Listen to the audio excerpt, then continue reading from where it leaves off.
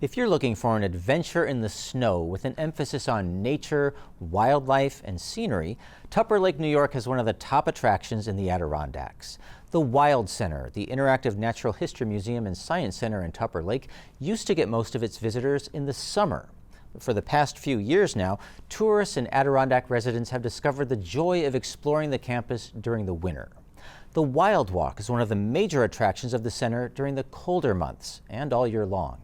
Joining us now to tell us about the winter activities is the marketing director of the Wild Center, Nick Gunn. Welcome, Nick. Thank you for having me, Paul.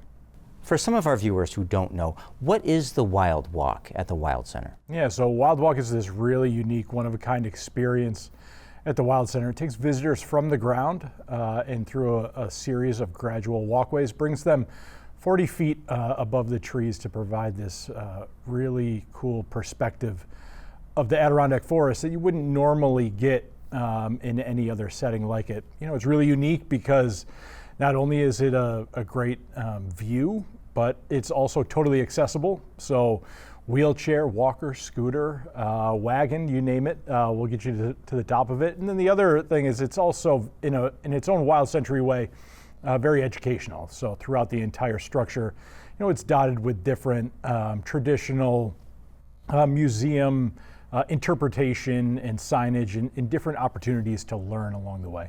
And you are really among the treetops. It's a different kind of view than we normally get in everyday life. For sure. So at the top of Wild Walk, at its highest elevation, you're actually in an oversized bald eagle's nest. It's a replica of one of the largest bald eagle's nests found in the wild.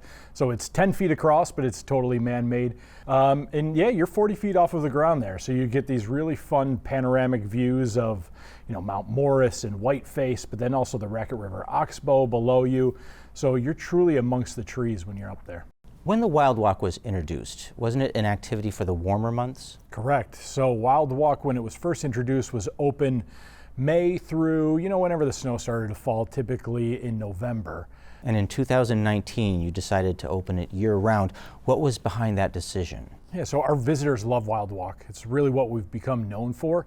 And it seemed like a perfect way to extend the experience throughout the year, right? We want to provide that same Wild Center experience year-round, not only in the summer. So in 2019, as you mentioned, we made a concerted effort to, you know, take a look at operations and what it would take in order to keep Wild Walk open year-round. So we did things like snow mitigation and snow removal. And then, you know, with a new timeline, what does that provide our staff to get creative and kind of put a wintry spin on a Wild Walk experience? And after you opened it year-round, you certainly noticed that the views in the winter are remarkably different from the views in the summer. Yes, exactly. I think that's one of the most noticeable things that we had seen when we started to investigate what it would take to keep Wild Walk open year-round, right? When we went up there the first winter, and when we were planning, you know, back in 2018 to see if this was feasible, you get up there in the winter and the view looks entirely different, right? The forest without all of the leaves on the trees provides an opportunity to get clearer views of those mountains in the distance or the river below you. You know, it's easier to see birds, and then, you know, there's other wildlife that still roam around in the wintertime. Without all of those leaves on the trees, it just provides better sight lines, not to mention how beautiful the forest is when it's freshly coated in snow. I know that a lot of families go to the Wild Center together. What is appealing for children about the Wild Walk? Just that wonder of being in a new experience and seeing things that you wouldn't normally see, right? So of course you can always climb a mountain and get a view of the Adirondacks from high up, but you know, where else in the North Country can you go and climb around in a gigantic spider web and feel what it feels like to, you know, to be a spider, or to go up in a bald eagle's nest, or to climb through an old dead tree snag. So I think that just the wonder of some of those experiences are really appealing. The other thing for kids that we're seeing quite a bit is like, as much time as kids can spend outside in nature without a screen in front of them, I think it's nourishing for the soul and good for their, you know, mental health and really runs the gamut. There's so many benefits of being outside. And I think that the kids pick up on that and kind of feel closer to nature and more fulfilled when they're outside and doing something fun that's in nature. Is the Wild Walk also a way to learn about other animals and species that we might see in the winter? Yeah, we interpret a number of different species up there through traditional, museum interactive signage. One of the great examples of those that I think is personally fascinating, especially when it comes to winter adaptations, is black-capped chickadee. I learned just through some Wild Center interpretation that black-capped chickadees have this brilliant adaptation when it comes to the winter. So in the fall, their brains actually grow. And then in the spring, they actually shrink back down. It's something called brain plasticity. And what it does is it actually creates more neurons in the hippocampus. And what it provides is this opportunity for literally more brain memory storage so that these birds can remember where all of their food caches are in the fall. Well, in addition to the Wild Walk, you've also created a winter tradition at the Wild Center. Is it safe to say that thousands of twinkling lights will attract thousands of people each year? Yeah, Wild Lights really has become a North Country tradition, which we're thrilled to see. So Wild Lights, an evening program, takes about 100,000 twinkling lights, spreads them out across campus, and it really has attracted quite a few people. Last year, we brought in a record number, about 18,000 people, through that 3-month run of Wild Lights, and it's growing more and more each year, and we're really proud of that. Did you conceive Wild Lights at the Wild Center to be a winter tradition?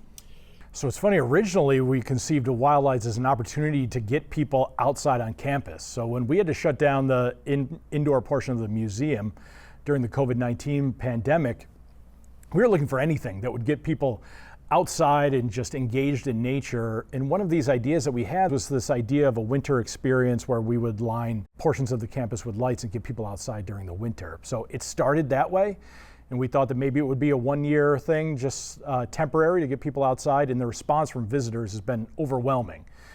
We sold out 37 of 38 nights in the first year, and like I said, it has grown exponentially, not only in the number of people that we're attracting, but the number of experiences that people can get on those Wild Lights evenings. So something good came out of the COVID-19 pandemic. Yeah, it's it was, that time was difficult for everybody, us included, but out of that came this experience that families could do outside and felt safe, and that time of year is really important when it comes to tradition. And what better way to do it back in 2020 than to be outside with family and still get to be able to celebrate the beauty of nature and do it in a really unique way at night in the middle of the woods. And when you're out in nature with those twinkling lights, there's a music soundtrack that's been composed just for Wild Lights this year. What can you tell me about the composer? So Eric Sturr is the composer of the Wild Lights soundtrack. This year, the composition is entitled Watershed. We've been working with Eric for the last 5 or 6 years on these Wild Lights compositions, and what Eric is really good at is capturing the magic of the season.